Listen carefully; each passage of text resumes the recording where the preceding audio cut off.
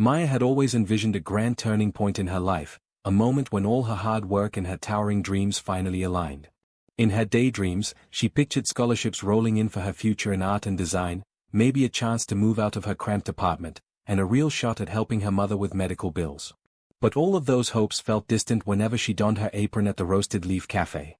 On a brisk Monday morning, the cafe buzzed with customers seeking their caffeine fix before work. Maya expertly juggled orders, from frothy cappuccinos to chai lattes. She'd greet each person with a kind smile, though inside she battled the stress of overdue rent and an unending to-do list. Still, routine gave her comfort, and she knew these tasks like the back of her hand.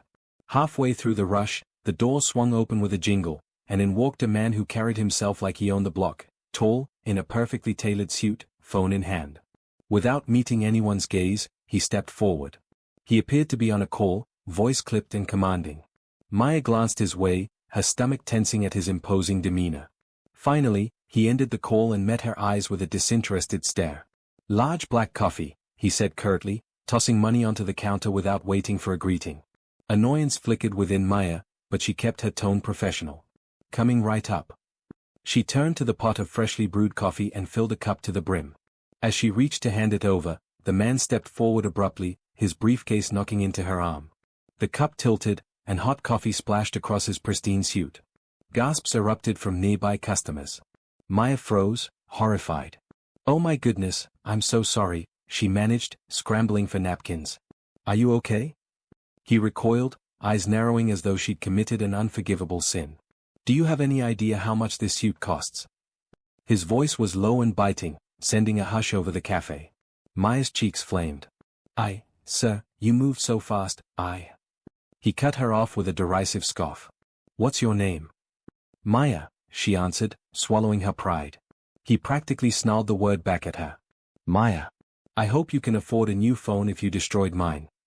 He checked his device, wincing at the droplets. "And dry cleaning." She looked down at his suit, stained dark from the spill. Around them, customers pretended not to watch, but the tension was palpable. "I'll pay for the cleaning," she offered in a trembling voice, though she knew it would be more than she could afford. His gaze swept over her, equal parts anger and something else she couldn't place. "We'll see," he snapped, then gathered his things and stalked out, leaving her standing there, stunned. The manager murmured reassurance, but Maya could barely focus. Her mind whirled with embarrassment and fear over potential consequences.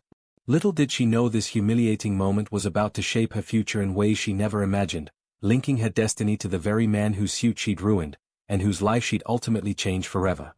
The following morning, Maya tried to bury her mortification and slip back into routine.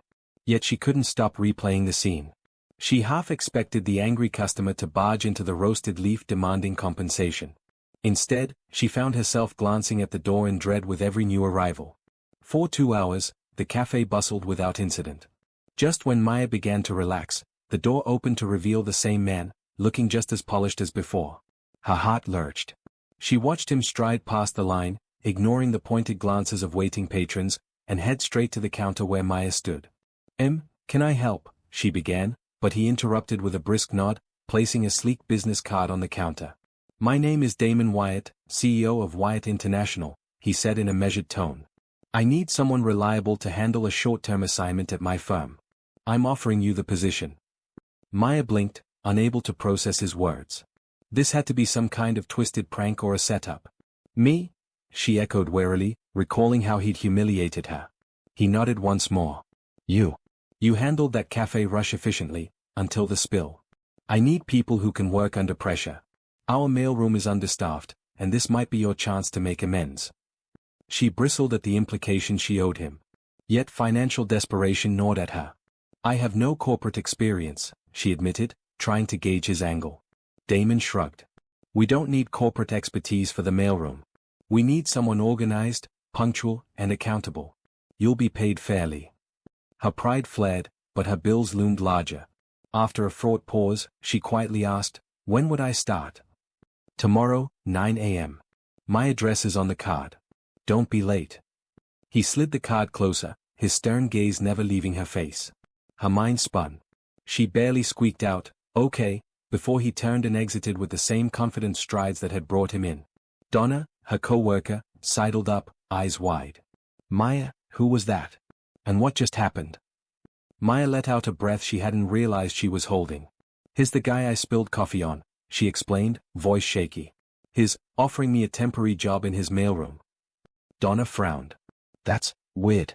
Are you sure it's not a trap? Maya examined the card, noting its crisp design and glinting gold lettering. Everything about it screamed authenticity, or at least expense. I'm not sure of anything, but I need the money. I'll try it.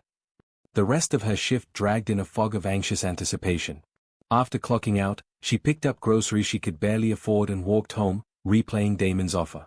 Early the next morning, she dressed in her neatest business casual outfit, a simple blouse and black slacks, then boarded the bus to Wyatt International. Standing before the towering glass edifice, she felt her stomach flutter with nerves. Gripping the card in her hand, she murmured, "Here goes nothing." Stepping inside, she inhaled the scent of polished floors and echoed footsteps. She had no idea she was about to enter a corporate battleground, and that her quiet resilience would soon draw attention from some of the most powerful people in the building, including the steely CEO himself. Maya stepped off the elevator into a bustling lobby flanked by imposing artwork and immaculate marble floors. Everything about Wyatt International screamed money, power, and precision. She approached the reception desk, where a polished young woman with a headset directed her to the mailroom in the sublevel corridor. Downstairs, the stark difference was striking. Instead of gleaming marble, she found gray linoleum and rows of shelves stuffed with envelopes, packages, and files. Celia, the mailroom manager, a petite, no-nonsense woman in her 40s, took one look at Maya's carefully chosen outfit and smirked. "You're the new temp," Celia said, tapping her pen on a clipboard. "We've got tons of outgoing shipments, inter-office mail, and packages needing scanning. You any good with details?" Maya mustered a smile. "Yes? I'll do my best." Celia wasted no time explaining the sorting process, color-coding systems, and departmental codes that distinguished everything from regular mail to confidential documents. Maya followed closely, scribbling notes, determined not to mess up. As the hours rolled by, she found comfort in the repetitive tasks. The whir of the postage machine, the crinkle of padded envelopes, these were simpler stresses than dealing with haughty customers. Yet the tension of the corporate world hovered above, like a storm cloud waiting to break. During a mid-morning delivery run, she shared an elevator with a cluster of impeccably dressed executives talking about a high-stakes merger. Despite feeling invisible, she caught Damon's voice among them just before the doors slid shut. When he noticed her, their eyes met briefly. He gave her a curt nod, then returned to discussing figures with his colleagues. The fleeting exchange rattled her nerves. She recalled his cold glare at the cafe, the humiliating scene over spilled coffee. But here, he was the picture of professionalism, distant, commanding, and surrounded by people who deferred to him. She felt an odd mixture of resentment and curiosity. Later, she delivered a package to his office. A sleek brass nameplate read, "Damon Wyatt, CEO." Heart pounding, she knocked. An assistant ushered her in, and there he sat behind a massive desk, scanning documents. He didn't look up until she placed the envelope on the edge of his desk. "Your mail, sir," she said, voice steady. Briefly, his steely gaze flicked to her. "Leave it there. Anything else?" Swallowing a retort, she simply shook her head. "No, that's all." He gave a curt nod. "Then carry on." She left, seething quietly at how dismissive he was. He'd practically forced her into this job, yet treated her like a ghost. Still, she reminded herself, she needed the paycheck. Over the following days, she kept her head down, learning the labyrinthine mail system and navigating corporate protocols. Yet she couldn't ignore the intrigue that brewed within her. Despite his arrogance, Damon Wyatt possessed a powerful aura. People hung on his every word. The question nagged at her, why choose her for this role at all? Did he truly see potential in her, or was this a twisted form of retribution? For now, she pushed those doubts aside. What mattered was proving her worth. She resolved to do the job with excellence, not for him, but for herself. Little did she know, the friction between them would only intensify, lighting a fuse that would either spark something grand or blow them both to pieces. After 2 weeks in the mailroom, Maya felt more confident about the day-to-day tasks. She sorted mail faster, memorized departmental codes, and discovered small ways to streamline deliveries. Her efficiency even caught Celia's attention, who praised her initiative. But the corporate jungle had other inhabitants, chief among them Talia Monroe, Damon's business partner. Talia was a statuesque brunette who wore designer suits and exuded an air of authority that made subordinates scuttle out of her way. From the first day Talia saw Maya in the corridor, she offered a polite smile, then arched an eyebrow as if assessing whether Maya belonged. One afternoon, as Maya delivered a stack of folders to Talia's executive suite, she overheard a conversation between Talia and Damon. The door stood ajar, their voices carrying into the hallway. "We can't afford any weak links," Talia said, her tone crisp. "The Redwood Tech merger is delicate. If anyone fumbles, we lose the entire contract." Maya froze in place, feeling an odd sense of trespass. Just as she turned to leave, Talia's gaze flicked over to her. "Yes, can I help you?" Talia asked coolly. Maya's cheeks warmed. "I have some files for Ms. Monroe." Damon's eyes shifted toward Maya, momentarily unreadable. "Bring them in," he said. She stepped inside, placing the folders on Talia's desk. She couldn't help but notice Talia's calculating stare, as though rummaging through Maya's intentions. The tension in the room was palpable. "Thank you," Talia said, dismissing her. Before Maya could retreat, Talia added, "Maya, right? Damon mentioned you in passing." Maya swallowed. "Yes, Ms. Monroe." Talia offered a tight-lipped smile. "I trust you're finding your work manageable." "Yes, it's been challenging but good," Maya replied, forcing a polite tone.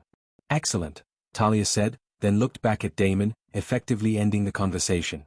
Maya left, unsettled by the exchange.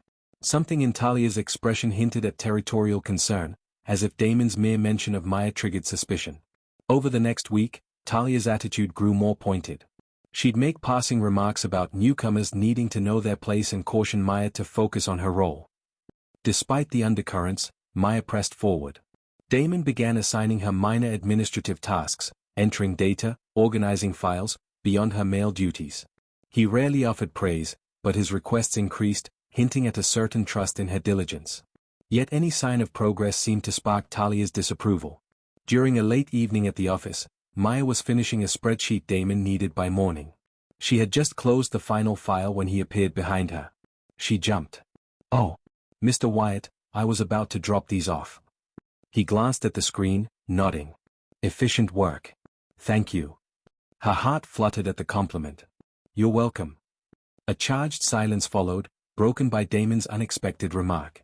"Talia's protective of this firm," he said quietly. "She's tough on anyone new, especially if she thinks they might disrupt the status quo." Maya's brow furrowed. "I'm just here to do my job." Damon's gaze lingered. "Perhaps you are," he said, almost to himself. Then he straightened, reverting to his composed demeanor. "Send me those files tonight," he ordered, before walking away. As she stood there, laptop in hand, Maya felt the tension shift, like a tide uncertain whether to advance or recede. Talia's jealous watchfulness, Damon's cautious trust, and Maya's own growing ambition formed a triangle of conflicting energies. She could sense something big was looming on the horizon, an invisible test of wills waiting to unfold. Maya had been so focused on impressing Damon and keeping Talia's suspicions at bay that she barely noticed a major investor presentation looming.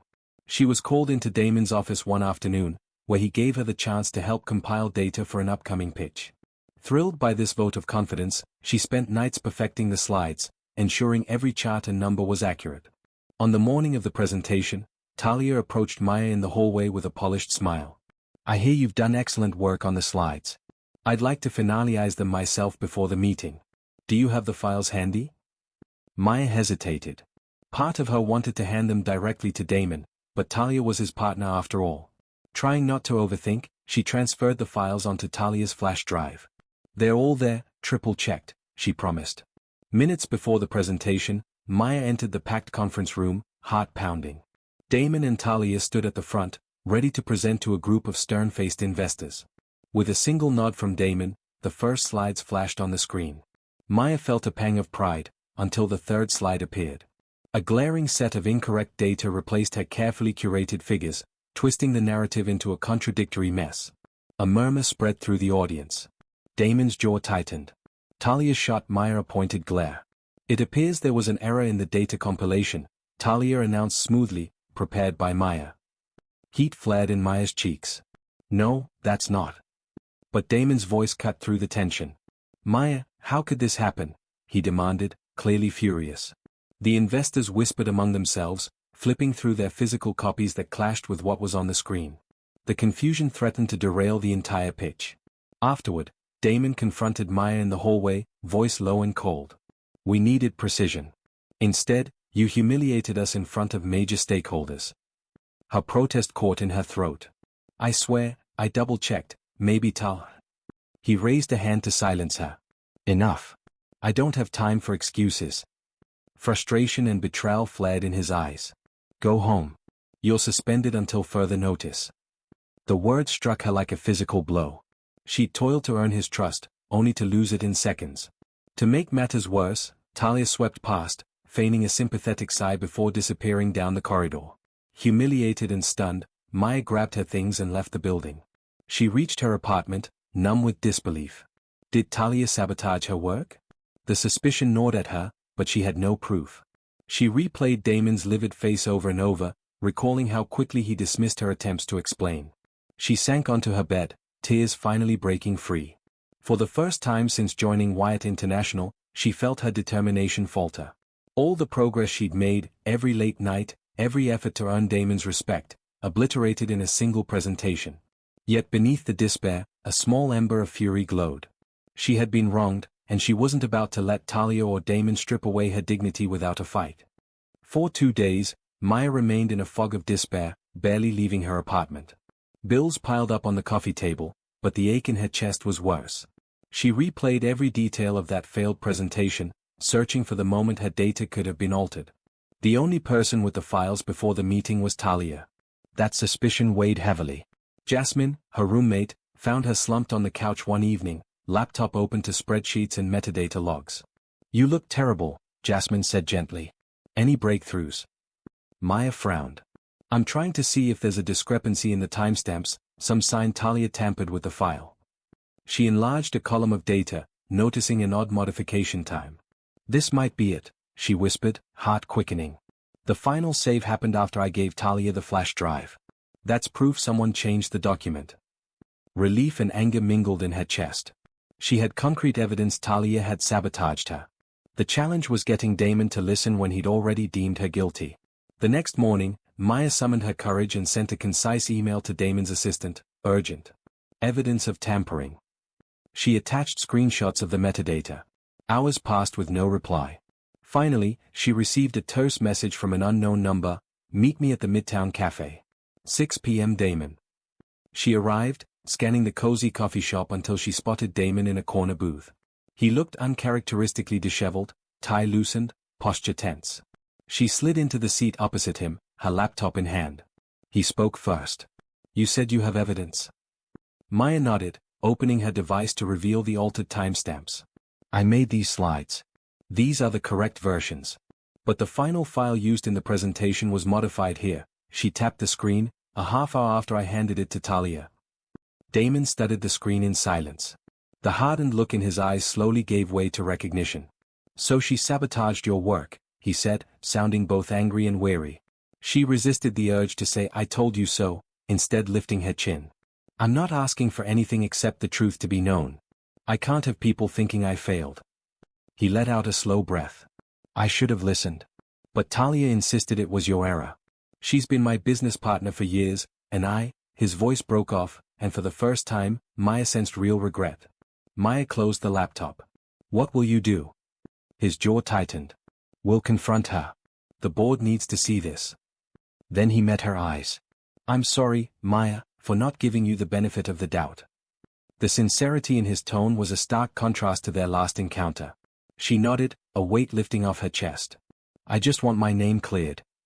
Damon slid a hand over his face, exhaustion visible. "Trust me, it will be. And if Talia's behind this, there'll be consequences." She rose to leave, emotions swirling. Part of her longed for an apology that soothed the sting of betrayal, but she realized Damon's regret was genuine enough. She only hoped that exposing Talia would be the start of regaining her dignity, and, perhaps, rewriting the fragile dynamic she shared with Damon Wyatt. The next day, Damon arranged an emergency board meeting. Talia arrived, poised in a charcoal blazer, oblivious to the revelations awaiting her. Maya, still technically suspended, was called in to present her findings. She stood at the head of a long table, hands trembling slightly, but her voice was steady as she explained the digital evidence of tampering. Board members leaned forward in their chairs. Damon stood to one side, arms folded, gaze fixed on Talia. She tried to project calm, but a flush crept across her cheeks. When Maya finished, a hushed pause took over. Then Damon played the final card, displaying the metadata logs on a projector for everyone to see. Talia's name was listed as the last modifier. One board member raised an eyebrow. "Ms. Monroe, care to explain why you altered the company's presentation before such a critical meeting?" Talia's facade cracked. "I only adjusted minor figures for clarity," she insisted. "It was never meant to sabotage anything. It was a simple oversight." Damon's voice was grave. "We lost significant investor confidence because of those minor figures. You framed Maya for a mistake she didn't commit." Her eyes darted around, looking for sympathy. The board remained stone-faced. Without further deliberation, they voted to terminate Talia's position effective immediately. She shot Maya a glare of pure venom. "Don't think this is over," she hissed under her breath. Security escorted Talia out while the board members murmured amongst themselves. A short while later, Damon cleared his throat. "I also want to publicly apologize to Maya. We made the wrong call by suspending her." He turned to her. "If you'll accept, your position is reinstated, along with a raise and my personal apology." Maya felt a flood of relief tempered by lingering hurt. She gave a curt nod. "Thank you. But I need time to decide if I want to stay." Understanding flickered in Damon's eyes. "Take all the time you need." When she emerged from the boardroom, the mailroom staff and other employees who had doubted her offered smiles and congratulatory nods. Carla, the mailroom manager, even gave her a spontaneous hug. Maya thanked them, but in the wake of her vindication, a new emptiness gnawed at her. She'd fought to prove her worth, only to realize that trust once broken wasn't easily mended. The next day, Damon sent her a respectful message, reiterating his apology. He acknowledged her talents, urging her to remain at Wyatt International. She read the text a dozen times, feeling torn. The job was good, the salary better, and she finally had a shot at real career growth. Yet the atmosphere felt tainted by betrayal, leaving her uncertain whether she could thrive here again. After hours of deliberation, Maya handed in her formal resignation. The moment Damon saw it, he looked pained but offered no objections. He knew he had broken her trust deeply. Walking away from Wyatt International, Maya felt both liberated and adrift. She had proven her innocence and toppled Talia, yet her faith in Damon, and in that corporate dream, had eroded. Little did she know, this chapter's end was but the start of a bigger transformation, for them both. Within weeks, Maya landed a role at a budding startup, Clayview Creative, drawn by its open culture and emphasis on innovation. Though the pay was modest, the environment felt refreshing. She collaborated with designers, pitched campaign ideas, and finally used her artistic flair in ways she never could in a mailroom. She began smiling more. The shadows of Talia's sabotage and Damon's betrayal started to recede, until one afternoon when she returned from a meeting to find a familiar figure in the lobby. Damon Wyatt stood there, holding a small bouquet of orange lilies, looking uncharacteristically unsure. Maya froze in surprise. "Damon? Why, how did you find me?" A faint smile touched his lips. "I have my connections," he admitted, then quickly added, "I'm not here to pry. I just wanted to apologize in person. The board meeting was public, but you deserved better." Her heart pounded. The memory of his scorn lingered, yet something in his expression spoke of genuine remorse. She glanced at the flowers. "You didn't have to come all this way." He exhaled slowly. "I did. I don't blame you for leaving Wyatt International. I realize I let you down when you needed me to trust you." Maya blinked back a swell of emotions. "Yes, you did," she answered quietly, her guard up. He extended the bouquet. "Please accept these as a small token. I know trust isn't something words can fix. I'm determined to show you I've learned from this." A beat passed. Then she took the flowers, holding them close without letting her gaze soften. "Thank you," she said, voice subdued. "But I won't just forget everything. I've moved on to a place that values me without suspicion." Damon nodded, an air of acceptance about him. "I understand. I'll respect your space." With that, he left, leaving Maya standing in the bright startup lobby, flowers in hand. The following days, she received occasional messages from Damon, articles about creative leadership, or short notes congratulating her on a new project. She responded curtly, unsure how to navigate this new dynamic. Meanwhile, Wyatt International underwent sweeping changes. Word spread that Damon was rolling out mentorship programs and funding scholarships for women in business, a dramatic pivot from its earlier cutthroat image. Some claimed it was mere PR. Others believed Damon was sincerely trying to right his wrongs, spurred by what happened to Maya. At Clearview, Maya's star rose. She led successful campaigns, earning the respect of her colleagues. But at night, she sometimes found herself rereading Damon's sporadic messages, wondering if he truly changed or if this was a ploy to regain her goodwill. Weeks turned into months. Each fleeting update from Damon hinted at deeper reforms, philanthropic partnerships, inclusive hiring. Maya's skepticism gradually gave way to cautious admiration. Perhaps people could change if confronted with their mistakes. Still, forging trust again was another matter entirely. Then, late one evening, after a triumphant project launch, she found herself texting him first, heard about Wyatt's new scholarship fund. It's impressive. Congratulations. His reply came quickly, thank you. I'm trying to do right by people. Hope Clearview is treating you well. She stared at his words, heart uncertain. Maybe time had granted them both perspective. Maybe this was the start of a slow thaw, though she couldn't yet say if forgiveness would follow. She only knew that for the first time, the thought of speaking freely with Damon didn't fill her with anger, but with the faint flicker of hope. As the months slipped by, Maya and Damon communicated in carefully measured exchanges, brief texts, occasional emails about industry trends. It felt like a fragile bridge forming between two sides once separated by betrayal. She remained guarded, but his consistency impressed her. Meanwhile, Clearview thrived, and so did Maya. Her campaign ideas drew attention from major clients, and her designs gave the startup an artistic edge. One day, she presented a marketing pitch so successful that her boss immediately hinted at a promotion. Buoyed by the prospect, Maya decided to celebrate with a small group of colleagues at a nearby cafe. That evening, after the celebration, Maya lingered alone outside, enjoying the crisp night air. She reflexively reached for her phone, scanning through her messages. Damon's name appeared in her inbox with a single line, "Congratulations on the new deal. Proud of you." She hadn't told him about the project's success, which meant he'd been following Clearview's announcements. She typed a reply before she could overthink, "Thanks. It means a lot to hear that." To her surprise, a second later, her phone buzzed with a call. Damon's voice came through, quieter than usual. "Sorry for calling out of the blue. I just wanted to say it directly, not hide behind texts." Maya's heart fluttered.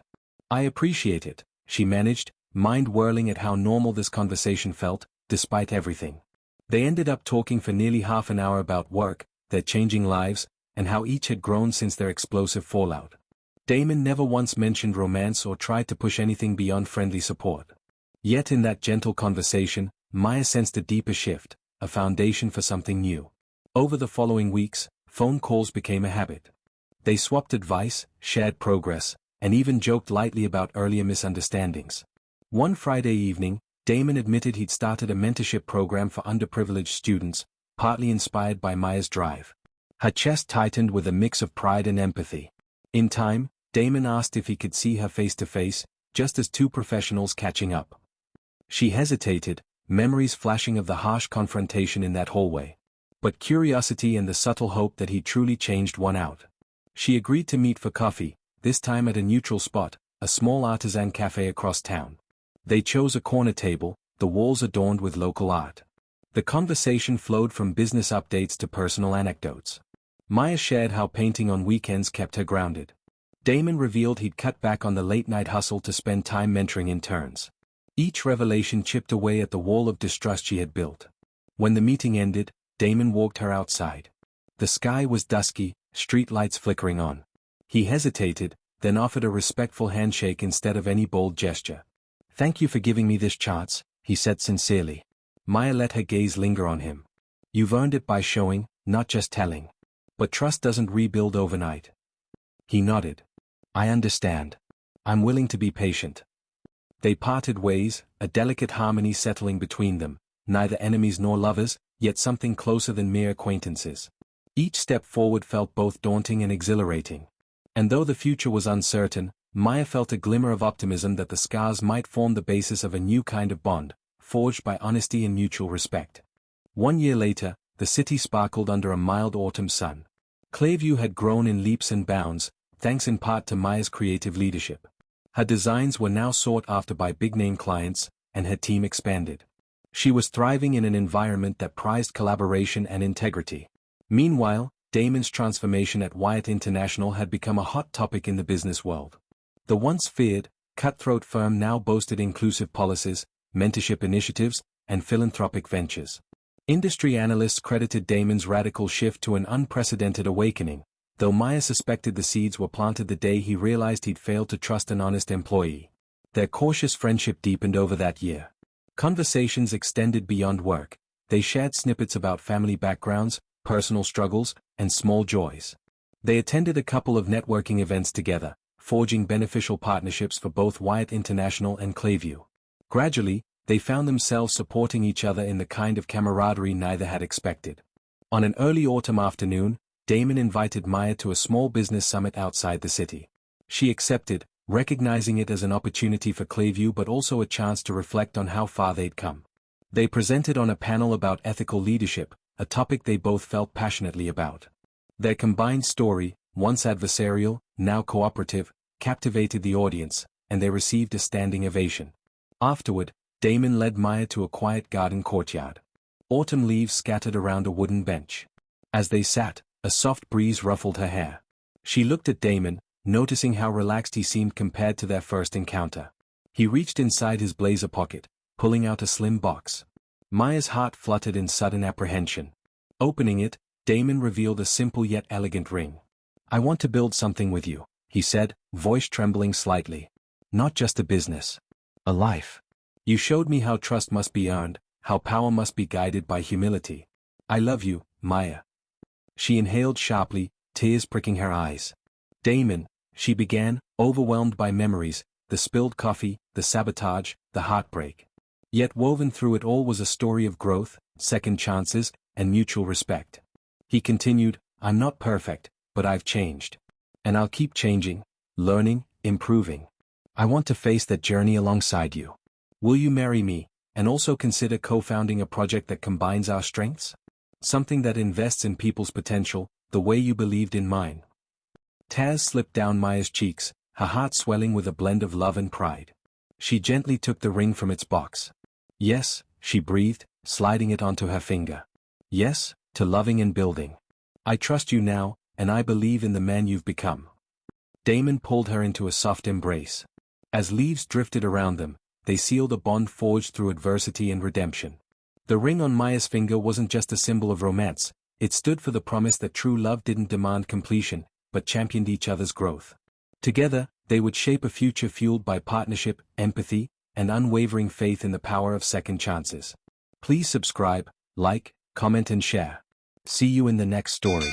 AFRITALES by Moonlight.